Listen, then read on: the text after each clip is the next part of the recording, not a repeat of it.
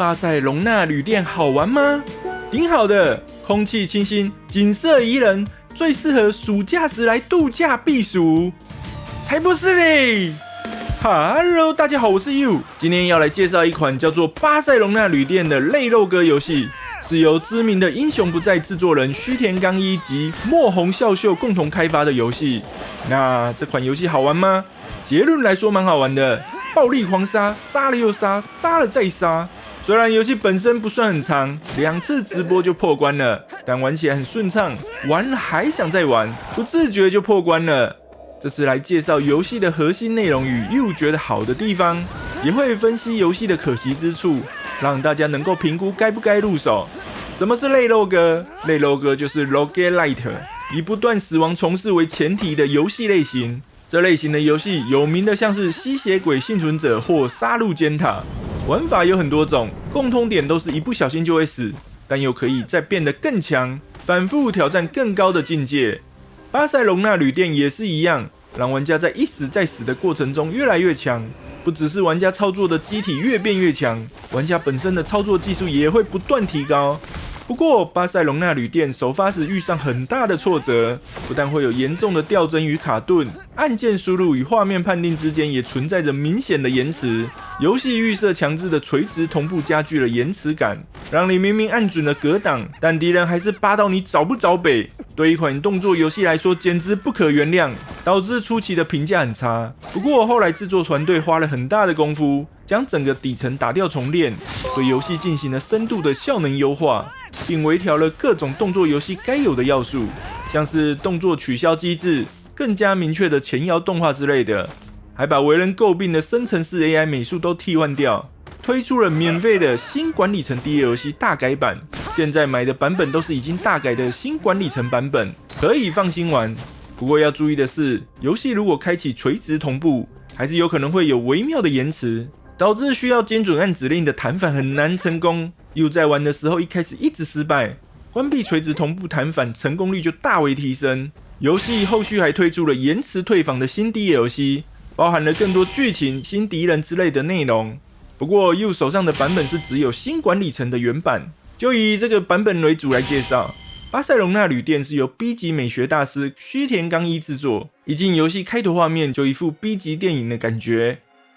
表现手法很有日本恐怖电影场景的风格，游戏的主要场景却是发生在美国，主角是法警贾斯汀，莫名其妙遇难来到一间高级旅馆。这间旅馆外表看起来很正常，实际却藏着满满的杀人鬼与女主角的杀父仇人。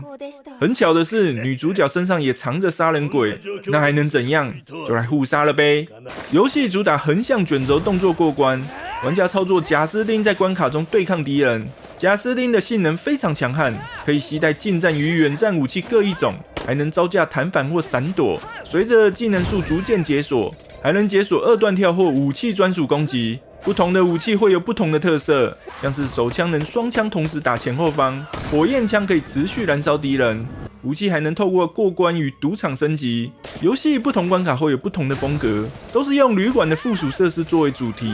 像是露营区或牛排馆。关卡风格虽然不同，但共通点都是血腥到极点，而且会有很多须田刚一作品常有的黑色幽默。关卡内除了敌人之外，会有些路人 NPC， 玩家可以听他们的对话来了解这些关卡有多疯狂。比方说被囚禁在这里的人，或者说喝的汤里面有人的头发之类的。关卡分成很多阶段，同一关会有很多不同出口，让你每次都可以选不同路线前进。就算你在途中挂掉，还是可以用收集到的素材提升技能，让你下次可以走更远。每次进关卡都会随机不同的时间跟状态，比方说巨大的话，你的人物就会像巨人一样大，攻击力会变得超强，打起来相当有爽感。关卡内还会有你上一关的幻影，虽然不能操作，但会做出跟上一关一样的动作，助你一臂之力。当你够强能杀到最后，就会打 BOSS 战，打赢 BOSS 能直接打下一关或是退出整备。巴塞隆纳旅店在游戏设定上非常细心，跟一般肉鸽游戏不同，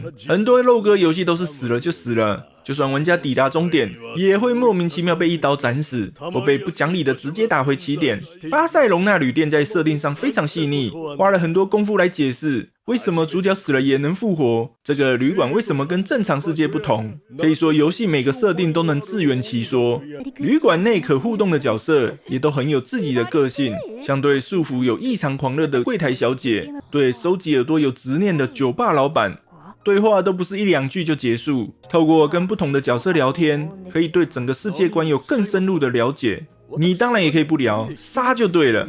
游戏本身对周回游玩下了很大的功夫，明显在鼓励玩家用不同方法重复玩，可以透过柜台小姐增加束缚的规则，比方说只用手枪过关，只用投掷武器过关，又或是碰水即死之类，你想得到的束缚玩法几乎都有。换个角度来说，你也不用学会全部的机制，只要擅长某几种攻击手段，要破关也是没问题的。游戏分成4种难度，建议一周目可以选最简单的难度，可以看剧情又可以熟悉游戏。不过这游戏当然也是有可惜的地方，撇开游戏画面像 B 级片的小制作，游戏内容也确实不够多。额外的 EX 关卡不算的话，主线剧情只有4个关卡，剧情长度也偏短。如果你真的很强都不死的话，从头到尾全破只需要几个小时。关卡虽然有分歧路线，不过进入哪条路线差别不大，只有进门的奖励略有不同。除非你有开遇水即溶的束缚，角色不能碰水之类，通常优先进有赌场的门或能补血的门。还有一些设计上与其说是问题的，不如说是理念与又希望的方向不同。游戏中有格挡、弹反与闪躲的设计，闪躲可以穿过敌人绕对方背后，但距离有点近，有些动作无法取消变闪躲，所以无法一直无脑闪躲，这点还蛮合理的。格挡弹反限制就有点大了，许多招式无法取消动作并弹反敌人的攻击，比方说你不能重攻击出招到一半改弹反，格挡也是一样，变得我想格挡或弹反就要静下心来，站原地等敌人出招再弹反。但这款游戏大部分时候都是大乱斗，敌人都是一波一波来，小兵也不是说很硬或血很多，与其停下来等弹反，还不如出其他招大杀特杀比较快。如果可以随时取消弹反，空中也能弹反，就能像赵子龙一样7进7出，帅到不行。这是比较可惜的地方。另一点就是空中站不够自由，角色一开始只能单纯跳一下，可能多个飞踢，但当你技能数越点越多，就开始能2段跳、滞空攻击，还能在空中骑士踢。不过个人觉得还缺一招空中瘦身，原本起跳之后2段跳或滞空攻击都能让你延迟从空中掉下来的时间，或让你能控制之后着地的位置，但骑士踢会在空中定一下才踢下来，时间跟直接落地差不了多少。如果再多一个空中瘦身，主角就能从空中加速下坠，可以用来赶时间或躲避敌人的攻击，也不会有那种看着人物跳到一半，玩家没事做，只能干看着等人物落地的空白时间。整个战斗可以打得更加流畅。会不会太强？反正有技能树，把这个放到技能树后半再解锁就好啦。那现在这样会很不好打吗？其实也完全不会，因为能替代的打法有很多。从束缚的清单就知道了，它能让你挑战禁用一大堆技能去破关，其实就是表示有些技能不会用也根本没差。解锁技能树做的也有可惜的地方，解锁技能需要收集骨片、耳朵之类的材料，问题是这些材料会在你下次进关卡前清掉，有被动技能让你保存一点点，但大部分都要丢掉，导致玩家不管想不想点、够不够点，每次进关卡前都得尽量用掉。多的只能丢掉或拿去换银币，银币是用来打弹珠台小游戏的。结果就是，就算你对角色的技能有规划，到头来还是要拿了就乱点，而且很多技能还要看心脏数量，心脏要各关 BOSS 才会掉。换句话说，就算素材够，关卡进度也限制能点的技能，结果一点都不自由，大家点起来都差不多，只有先点跟后点的区别。技能要全开，除了主线的心脏之外，还得拿到 EX 关 BOSS 的心脏，等于半强制要你打 EX 关。说半强制是因为最简单难度没点满也可以破主线，不过如果你想拿齐心脏的话，这里解说一下进 EX 关的方法。第一个是破关酒吧的弹珠台，弹珠台用的银币要用耳朵跟酒保换。第二个是在主线关卡随机出现的加分关，要消灭藏在关卡里面的全部鲨鱼人。第三个是从柜台拿到 TV 主机之后，破关里面的小游戏，小游戏的密码藏在一起拿来的录影带里面，这样才能拿到主线以外的心脏。